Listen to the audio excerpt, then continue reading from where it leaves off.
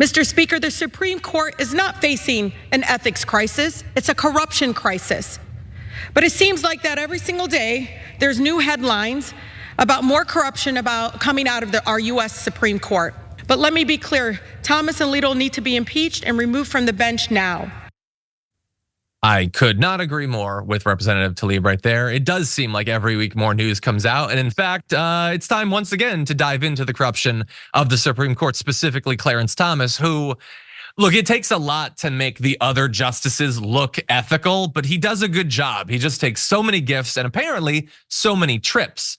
Now, traditionally, it's been ProPublica who's been doing these revelations about his corruption. But in this case, we have the Senate Judiciary Committee, who has now uncovered 3 more trips from Clarence Thomas that he had not disclosed. Even after all of the scandals and all the news cycles, he was hiding more. So the new details released by the Senate don't make clear what the purpose of the trips were. They only listed flight dates and locations. So we have a May 2017 trip from St. Louis to Kalispell, Montana, the location of Glacier Park International Airport. So maybe he was going to, I don't know, see nature. Then from Montana to Dallas 2 days later. He was scheduled to be in St. Louis at the time for a speech to a local bar association. Okay, now to be clear, these are separate from 2 other trips that were in 2019 that Thomas did disclose that were paid for by Harlan Crow. These ones also were paid for by Harlan Crow. The newly revealed flights add to the picture of Thomas's frequent use of Crow's jet for personal travel, allowing the justice to fly in the style of the ultra wealthy. Thank you, ProPublica, for talking about that.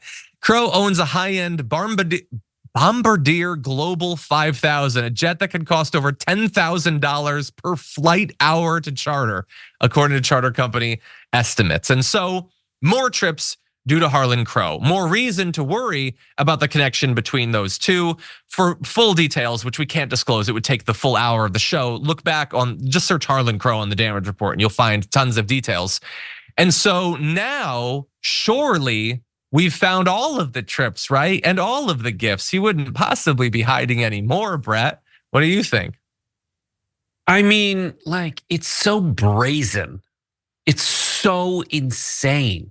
Like, the whole point of Supreme Court justices is they're supposed to at least do me the courtesy of pretending that you're impartial, of pretending that you give a crap about America. But no, they come up through this farm system that gives you extra benefits if you are a psychotic partisan hack, and they funnel you toward the Supreme Court because of course they will.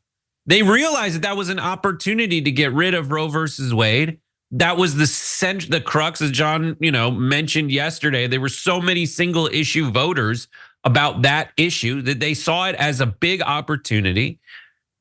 And at least they could do us the courtesy of not riding on jumbo jets or letting with these mega donors, or having their wife be huge parts of January 6th. Like, at least pretend that you care. At least try to hide it a little better than just not reporting it. How about don't do it?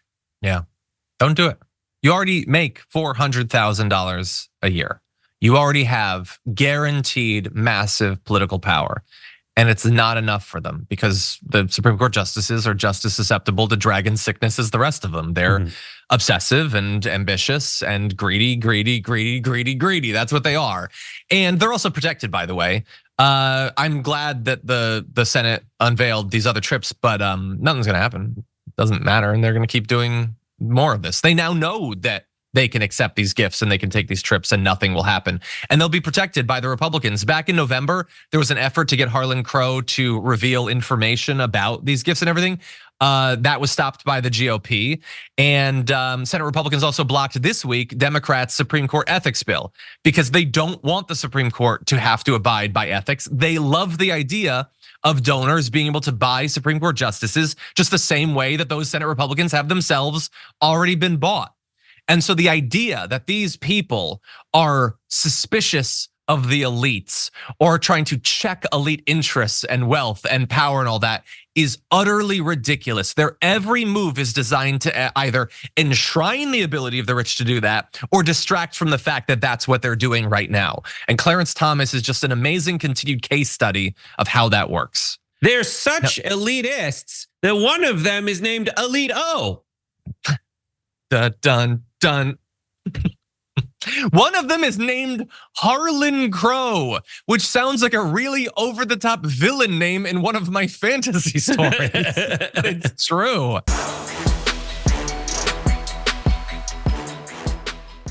When you click the join button and become a tier 2 member, you get access to all of our weekly top 10 lists. What are you waiting for?